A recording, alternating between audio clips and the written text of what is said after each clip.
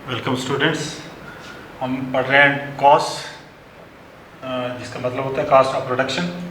तो कल इसमें हमने पढ़ा था टोटल कास्ट, तो आज हम उसके आगे बढ़ेंगे कि टोटल कास्ट के बाद टोटल कास्ट में हमने पढ़ा था इसके फिक्स कास्ट क्या होती हैं, वेरिएबल कास्ट क्या होती हैं। तो आज हम पढ़ेंगे एवरेज कास्ट। तो हमने जो लिखा हुआ है TC, AC, MC, हम इनको लिखते हैं जैसे टोटल कास्ट, इसको TC में लिखते हैं एवरेज कास्ट,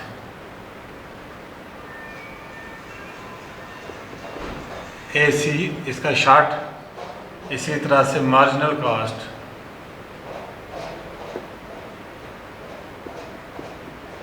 MC। तो ये एग्ज़ाम में पूछा भी जाता है, कभी कभार एब्रीविएशन आ जाती हैं, शॉर्ट सिंबल्स आ जाते हैं। What is the full form of MC क्या होता है, AC क्या है, TC क्या है, या और भी जो हमने इससे पहले पढ़ा हुआ है, टोटल प्रोडक्ट पढ़ा, टोटल फिजिकल प्रोडक्ट पढ़ा, TTP या TP भी बोलते हैं उसको, एवरेज फिजिकल प्रोडक्ट पढ़ा या मार्जिनल प्रोडक्ट पढ़ा है। तो वो सिंबल बीच में पूछे जाते हैं, उनका आप ध्यान से याद रखेंगे। तो टोटल कास्ट हमने पढ़ा था किसके बराबर होता है, ये total cost is equal to total fixed cost plus total variable cost. ये हमने कल पढ़ा था। तो आज हम पढ़ेंगे एवरेज कास्ट क्या होता है। एवरेज कास्ट हो गया कास्ट पर यूनिट ऑफ आउटपुट। जैसे हम आपको मालूम है कि एवरेज क्या निकालते हैं, कि पर यूनिट हम एवरेज निकालते हैं। कि हम बोलते हैं कि मैं एक गाड़ी जो है कि इसकी एवरेज क्या है, क्योंकि 1 किलोमीटर जो है या 2 किलोमीटर या 10 किलो, एक लीटर पेट्रोल में कितना गाड़ी चलती है, उसकी माइलेज पूछी जाती है कि कितना फ्यूल ये जो ज़्यादा इस्तेमाल करती है। तो उसी तरह से एवरेज कास्ट भी आ जाता है, कीमत एवरेज। अगर मैं बाज़ार जाता हूँ, अगर मैंने 2 किलो सब्ज़ी खरीद ली 20 रुपये की, तो एवरेज कास्ट क्या आ जाएगी उसमें। तो टोटल कास्ट मैंने जब 20 रुपीज़ खर्च कर दिए, सब्ज़ी मैंने खरीद ली 2 किलो, तो पर यूनिट जो कास्ट है, यानी 1 kg की क्या कास्ट है, तो 10 में आ जाएगी एवरेज कास्ट। एवरेज कास्ट या इसको बोलते हैं unit cost of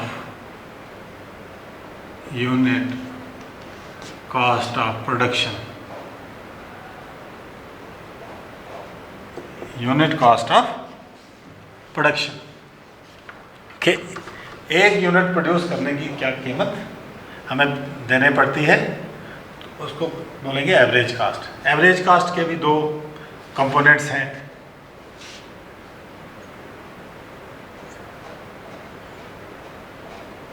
average cast has 2 components या 2 टाइप्स भी बोल सकते हैं, कोई बात नहीं।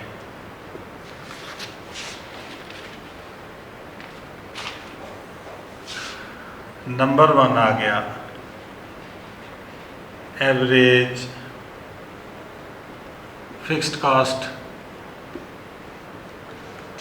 नंबर 2 आ गया average variable cost. Average cost के भी 2 टाइप्स हैं, एवरेज फिक्स कास्ट और average variable cost. Average fix cost हो गया कि जैसे जैसे हमारा प्रोडक्शन बढ़ता जाता है, एवरेज फिक्स कास्ट को पर यूनिट आउट जो है हमने उसका कास्ट कितने पड़ती है हमें। फिक्स कास्ट तो फिक्स रहती है, लेकिन जब एवरेज आएगी तो चेंज आ जाएगी। जैसे जैसे ज़्यादा यूनिट हम आउटपुट तैयार करेंगे, एवरेज कास्ट जो है कम होते जाएगी। इसी तरह से एवरेज वेरिएबल कास्ट जो है, ज़्यादा यूनिट प्रोड्यूस करते जाएंगे, एवरेज वेरिएबल कास्ट भी जो है कम होते जाएगी। तो एवरेज फिक्स कास्ट जो है कैसे निकालेंगे हम। Number 1 average fixed cost, that is equal to total fixed cost upon output। कि टोटल फिक्स कास्ट क्या है और आउटपुट कितना है टोटल, जब उसको हम डिवाइड करके निकालेंगे तो हमारे पास आ जाएगा एवरेज फिक्स कास्ट। इसी तरह से एवरेज वेरिएबल कास्ट अगर हमने निकालनी है, ये भी आ जाएगा total variable cost upon total output, तो ये हमारे पास आ जाएगा एवरेज वेरिएबल कास्ट। उसके बाद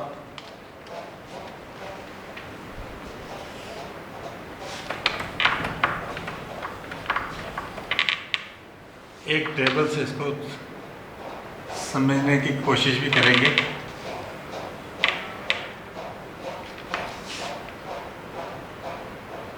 एवरेज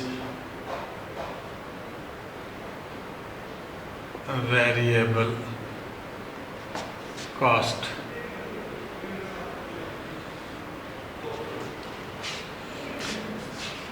इसको हम एक टेबल से समझने की कोशिश करेंगे पहले कि मान लो हमारे पास है यूनिट्स ऑफ आउटपुट,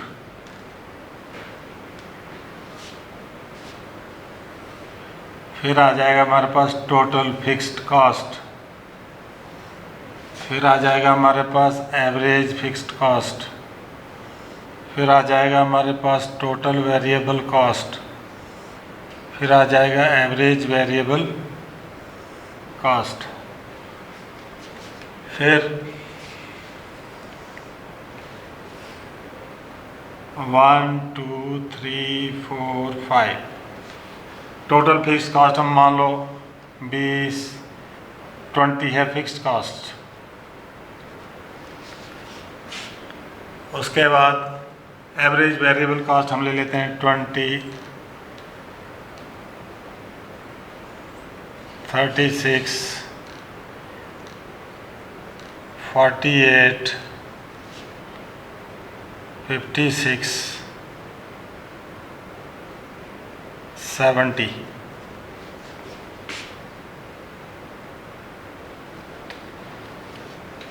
ये total fixed cost average fixed cost निकालना हमने सर, यहाँ पे निकाल लेते हैं एवरेज टोटल वेरिएबल कास्ट हमने लिख लिया ये 48 56 70।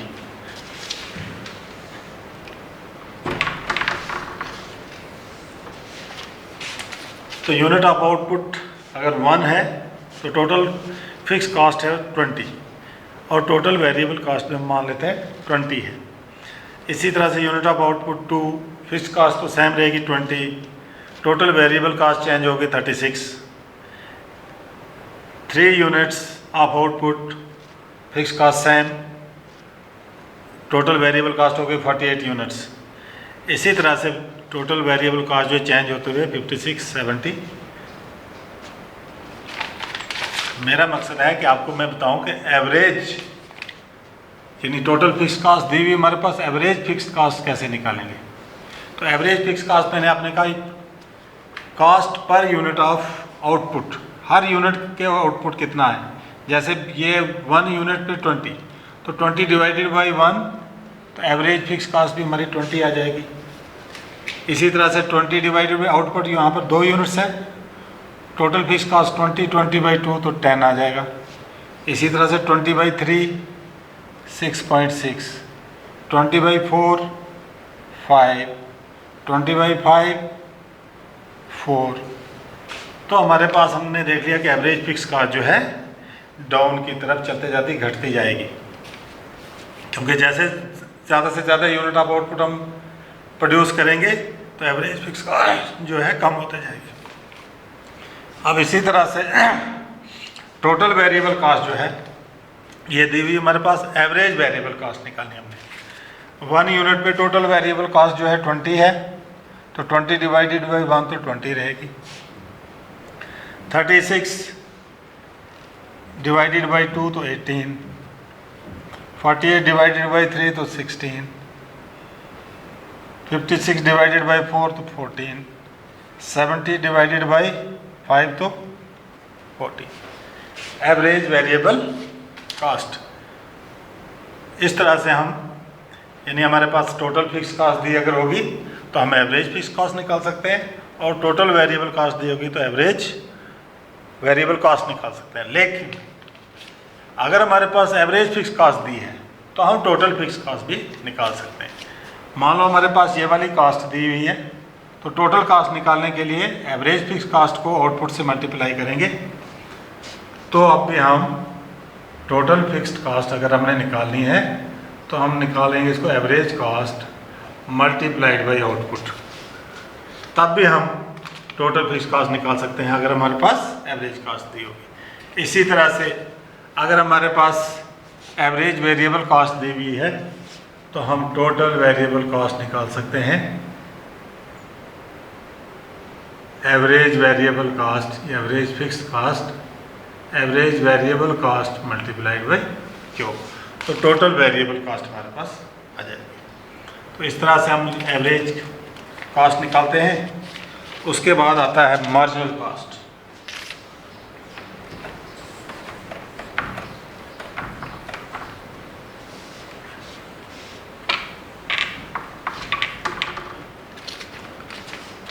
मार्जिनल कास्ट आ गया, उसके बाद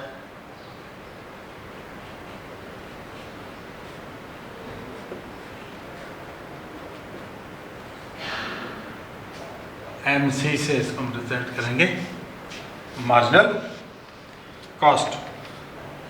मार्जिनल कास्ट है कि आप जानते हैं कि जैसे जैसे आउटपुट बढ़ता जाता है, यानी हमने एक यूनिट आउटपुट तैयार किया, फिर दूसरा तैयार किया, तीसरा तैयार किया, चौथा तैयार किया, तो उसकी कास्ट भी जो है बढ़ते जाती है। अगर हमने पहले क्या किया कि पहला यूनिट इस्तेमाल किया, आउटपुट हमने ले लिया 1,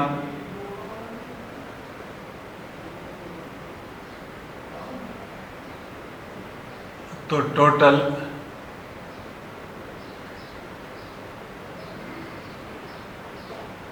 कास्ट आ गई 20 यूनिट्स। अगर हमने 2 यूनिट्स प्रोड्यूस किए, टोटल कास्ट आ गई 36 यूनिट्स। अगर हमने 3 यूनिट्स प्रोड्यूस कर दिए, टोटल कास्ट आ गई 48। इसी तरह से 4 यूनिट्स 56।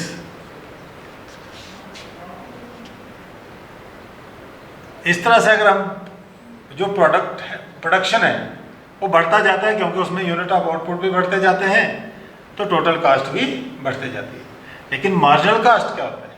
मार्जिनल कास्ट होता है कि जो हम कंसेक्यूटिव 2 यूनिट्स के बीच, 2 यूनिट्स ऑफ आउटपुट का बीच में जो मार्जिन गैप आता है, मतलब डिफरेंस आता है, उसको बोलते हैं मार्जिनल कास्ट। कि जैसे हम ले लेंगे फर्स्ट और सेकंड में कितना मार्जिन आ गया, यानी फर्स्ट में 20, तो सेकंड यूनिट जब हमने प्रोड्यूस किया तो टोटल कास्ट हो गई 36, लेकिन मार्जिन कितना हो गया 36 माइनस 20, तो 16 आ जाएगा। इसी तरह से 2 कंसेक्यूटिव यूनिट हमने लेने हैं मार्जिनल कास्ट के लिए। ये नहीं कि एक यूनिट फर्स्ट ले लेंगे फिर फोर्थ निकालेंगे, वो तो गलत हो जाएगा। 2 कंसेक्यूटिव साथ वाले यूनिट्स का हम जो डिफरेंस आएगा उसको बोलेंगे मार्जिन। इन 2 का डिफरेंस आ गया, इन 2 का डिफरेंस जो आएगा उसको बोलेंगे मार्जिनल कास्ट। इसी तरह से 48 माइनस 36 कितना हो गया 12, 56 माइनस 48 8, तो ये हमारे पास आ जाएगी मार्जिनल कास्ट। कि एडिशन जो है, एडिशनल यूनिट के लिए हमें कितना मार्जिन जो है कास्ट का पड़ रहा है। ये आपने पहले भी पढ़ा हुआ है, मार्जिनल यूटिलिटी आपने पढ़ा है, मार्जिनल प्रोडक्ट पढ़ा आपने, यानी टोटल प्रोडक्ट पढ़ा, मार्जिनल प्रोडक्ट पढ़ा, टोटल यूटिलिटी पढ़ा आपने, मार्जिनल यूटिलिटी पढ़ा है।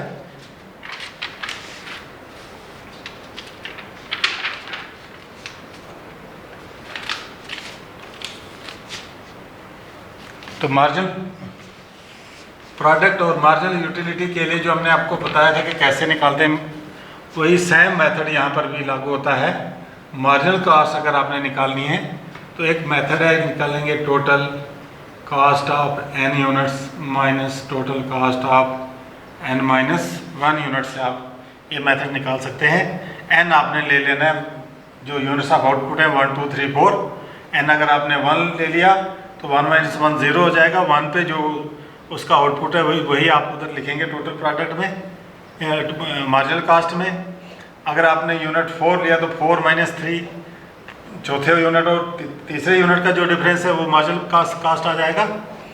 या मार्जिनल कास्ट को एक और तरीके से निकाल सकते हैं, change in total cast upon output. इसको करते हैं चेंज इन टोटल कास्ट, इसको पढ़ेंगे चेंज इन आउटपुट। इससे भी हम मार्जिनल कास्ट जो है निकाल सकते हैं। तो मार्जिनल कास्ट को हम जिस तरह से हमने एवरेज कास्ट को थोड़ा एक्सप्लेन करके टेबल में इसको शो किया था, तो मार्जिनल कास्ट को भी हम एक टेबल के ज़रिए समझने की कोशिश करेंगे।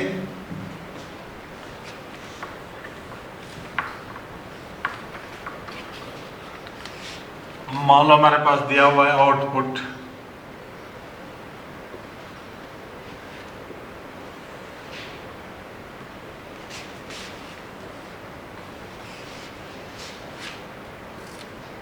टोटल फिक्स्ड कॉस्ट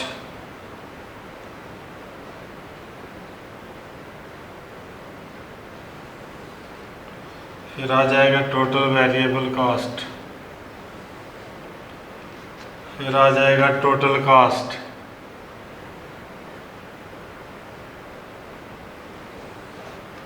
फिर उसके बाद हम निकालेंगे मार्जिनल कॉस्ट। 0 1 2 3 4 5 6 7 8 2 3 4 5 6 7 8। ये हमने यूनिट्स ऑफ आउटपुट ले लिए 0 1 2 3 4 5 6 7 8। टोटल फिक्स कॉस्ट हमने ले ली 20 20 20 इन ऑल केसेस। अब टोटल वेरिएबल कॉस्ट हम ले लेंगे 0 20 33 41 48 56 68 84 106। टोटल कास्ट हमने पढ़ा कि टोटल कास्ट किसके बराबर होता है, total fix cost plus total variable cost. तो इसको हम यहाँ से निकाल सकते हैं, इन दोनों को ऐड करेंगे। हम देखेंगे कि जब कोई प्रोडक्शन नहीं है, कोई आउटपुट नहीं है, तब भी टोटल फिक्स कॉस्ट हमें लगती है वो जो पे करनी है, और टोटल वेरिएबल कॉस्ट होकर 0 होता है। तो इन दो को जब सम करेंगे तो ये आ जाएगा 20, इन दोनों को सम 40 53 61 68 76 88 104 126। ये आ गया हमारे पास टोटल कास्ट। अब हमने निकालना है मार्जिनल कास्ट। मार्जिनल कास्ट निकालने के लिए हमने आपको पहले बताया कैसे निकालते हैं। दो तरह से आप निकाल सकते हो। Marginal cost is equal to total cost of n unit minus total cost of n minus 1 unit. सबसे पहले हम ले लेंगे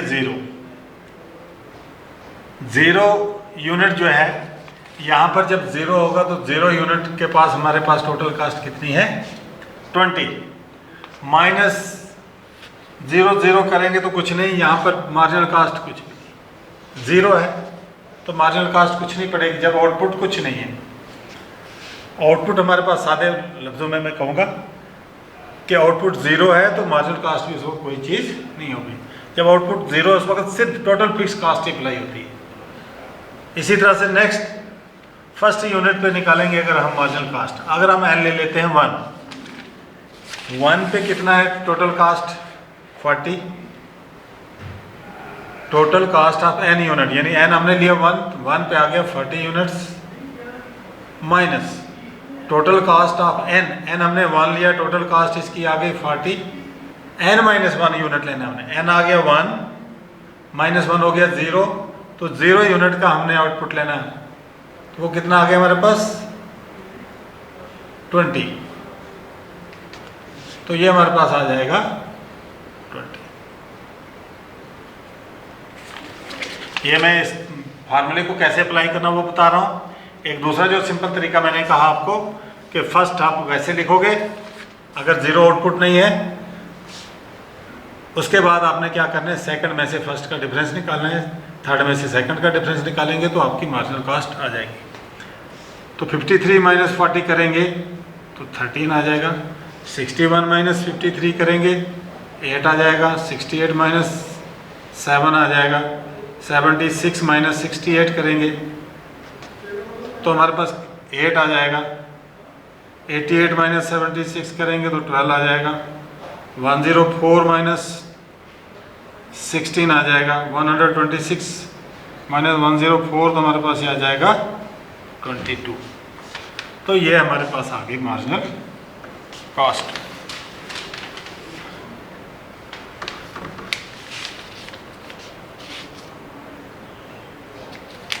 अगर हमारे पास टोटल कास्ट दी है तो हम मार्जिनल कास्ट को बड़े आराम से निकाल सकते हैं। अगर हमारे पास टोटल कास्ट नहीं दी है, अगर हमारे पास टोटल फिक्स कास्ट और टोटल वेरिएबल कास्ट दी है तो हम टोटल कास्ट निकाल सकते हैं दोनों को ऐड करके, फिर उसके बाद जब टोटल कास्ट आ गई फिर हम मार्जिनल कास्ट उसमें निकालेंगे। उसके बाद आ गया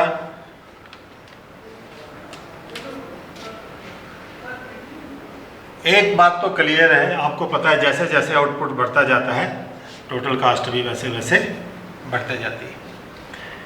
लेकिन मार्जिनल कास्ट आप देखेंगे कि पहले मार्जिनल कास्ट जो है कम हो रही है, 20, 13, 8, 7, 8, 12, 16, 20 और बाद में बढ़ना शुरू हो गया।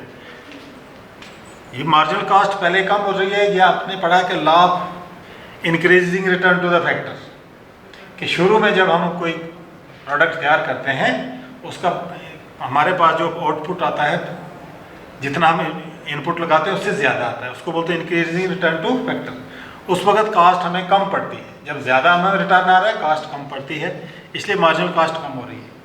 लेकिन लेटर स्टेज में क्या होता है, डिमिनिशिंग रिटर्न स्टार्ट हो जाता है, हमारी जो आउटपुट है वो कम होना स्टार्ट हो जाता है, जिसके कीमत उसकी ज़्यादा पड़ती है, मार्जिनल कास्ट हमारे पास उसकी बढ़ जाती है। तो इसलिए ये मार्जिनल कास्ट बाद में बढ़ना स्टार्ट हो गई है। अगर हम मार्जिनल कास्ट का अगर एक कर्व ड्रा करेंगे तो इस तरह से आती है, ये इनवर्स यू शेप्ड आती है।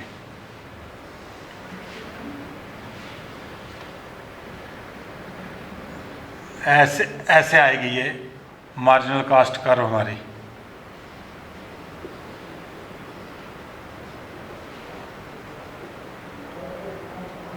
आउटपुट ये आ गया मार्जिनल कास्ट।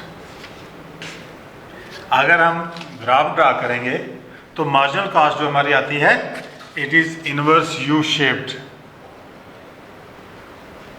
ये आपको एग्जाम में क्वेश्चन भी आ सकता है कि what is the shape of marginal cast curve. ये मार्जिनल कास्ट कर्व जो बन गई, मार्जिनल कास्ट कर्व, इसकी शेप क्या है? तो अगर आप याद रखेंगे तो आप बोल सकते हैं, आसानी से बोल सकते हैं, it is inverse U shaped, sorry inverse U shaped, उल्टे यू की तरह ये इसकी शेप होती है। अगर हम इन तीनों को रिप्रेजेंट करें डायग्राम से, आप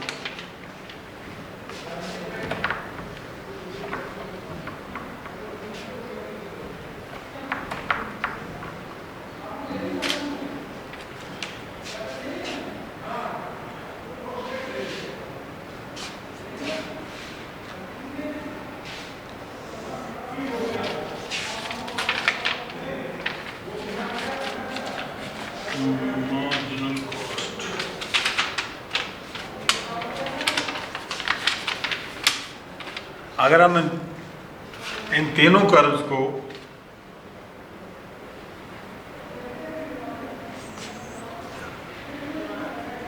एक ही ग्राफ पे अगर ड्रा करेंगे तो इस तरह से ये कर्व्स बनेंगे हमारे पास।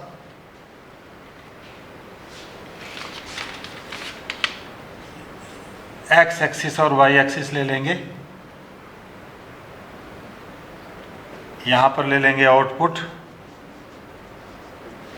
यहाँ पे ले लेंगे total fixed cost, total variable cost, total cost. तो टोटल फिक्स्ड कास्ट का ग्राफ जो मैंने बताया था आपको, एक स्ट्रेट लाइन बनता है टोटल फिक्स्ड कास्ट कर्व। इसी तरह से टोटल कास्ट जो है यहाँ से अगर शुरू होगी ऐसे बढ़ना स्टार्ट करेगी ऐसे। टोटल फिक्स्ड कास्ट जो है इसको बोलते हैं इनवर्स एस शेप्ड बनती है। और मार्जिनल कास्ट जो है ये पहले स्लोपिंग डाउनवर्ड्स नीचे, फिर ऐसे ऊपर की तरफ मार्जिनल कास्ट कर इनवर्स यू शेप। तो इस तरह से इसकी ये डायग्राम बनती है। इनका रिलेशन जो आपस में ही इन तीनों का इस तरह से दिखाया है। तो ज़्यादातर आप ध्यान देंगे कि टेबल अगर आप लोग ड्रा कर लोगे, इससे ग्राफ को ड्रा करना आसान हो जाता है। ये तो मैंने इसके हाइपोथेटिकल ड्रा किया है, आप इसके अकॉर्डिंगली स्केल ड्रा करके तो ये टोटल फिक्स्ड कास्ट कर्व भी ड्रा कर सकते हैं, टोटल वेरिएबल कास्ट कर्व भी ड्रा कर सकते हैं, और टोटल कास्ट कर्व भी ड्रा कर सकते हैं, या मार्जिनल कास्ट कर्व भी ड्रा कर सकते हैं। तो ये था आज का टॉपिक आपका, मार्जिनल कास्ट क्या होता है, एवरेज कास्ट क्या होता है, टोटल कास्ट क्या होता है, इन तीनों के बारे में हमने पढ़ा। तो नेक्स्ट टाइम हम इन तीनों के जो रिलेशन है कि मार्जिनल कास्ट, एवरेज कास्ट और टोटल कास्ट का रिलेशन क्या है उसके बारे में पढ़ेंगे। तब तक के लिए थैंक यू।